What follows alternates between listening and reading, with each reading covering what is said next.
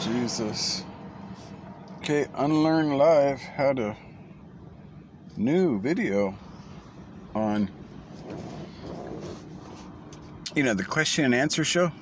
I call it the 99-cent store because it seems like it's like unlearn to unlearn something unlearned, because somebody sent a question. I didn't pay it 99 cents. I just started to watch, since all my questions get ignored anyway. They're little. He says, proper questions or something like that. Approved. Like, ones he prefers to talk about. So, somebody said, what is a wolf in sheep's clothing? Oh, yes. Well, I've had a few of those, he said.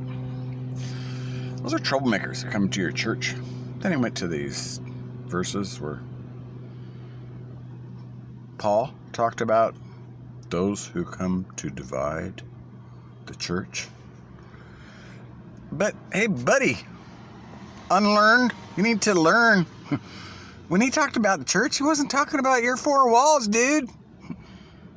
He's talking about all those that were ready to bow to the King of Kings, which I never hear you talk about with your Yeshua pronounced so beautifully. But, that was after you got done. I can't get off track because I'm trying to keep track of your unlearned teachings about wolves. So, you talked about catching wolves in your church. That is Paul's church?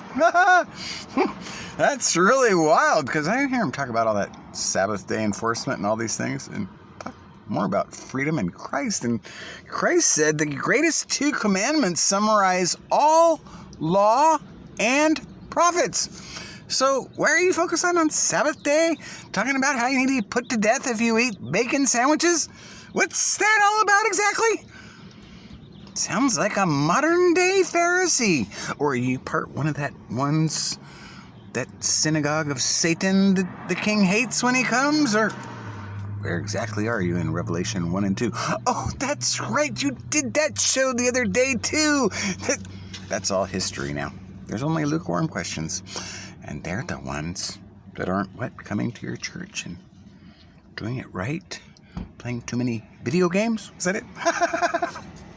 Wow, I tell you, I do get a lot of laughs out of your show. I think you could replace Johnny Carson if you do run out of, I don't know, you're going to keep doing this too long, but wow. It's amazing how many people eat up your stuff. I mean, as truth, but I think you read that verse about some are naive or something. But anyway, that other thing about wolves that you said, then you kind of played like shuffleboard, or I don't know if it was musical chairs. I haven't played these games in so long. But you said suddenly that a wolf was a shepherd, which I always thought it would be. You were just talking about troublemakers in your church, but I didn't know those were shepherds. But there might have been people questioning your doctrine to see if it would sound like Paul said Bereans would do. Check scripture and say, hey, what are you talking about here? I don't see it in the Bible. Which is what I'm trying to do. So just tell me where you're at in Revelation 1. Do you think you're not lukewarm? And do you know what Baal worship is? Oh, I don't want to get off track with all the things you could be doing wrong. I don't want to cast too many stones first, because I think I have some right to throw stones. Because, see, that other thing you never talk about is being born in spirit. And that rich man story. And how you can't be in the kingdom unless you left your riches like that rich man. And are you getting paid tithe money? Which he said was robbery of the honor thy father and mother command. So the kids could just say, well, it sucks for you, Mom and Dad. I give it to God. Good luck. Is that how you're playing that one too? Which would mean you are a modern day Pharisee. So just do tell at your 99-cent store show, because I didn't want to play it at 99 cents because it would just be ignored anyway. Then what do? Get a refund for being ignored? Or how does that work? Because what did you say? Your exclusive members get to unlearn live? Unlearn new cobwebs? Please do tell, because wow. I get so confused every time you say all these things. But yeah, you did figure out that Joel Osteen, man, you need to keep an eye on him. He might be a wolf, right? Because he's got so much of those riches. Like you figured out, that's why we're lukewarm. But how much money have you made at church in your little tithe scheme?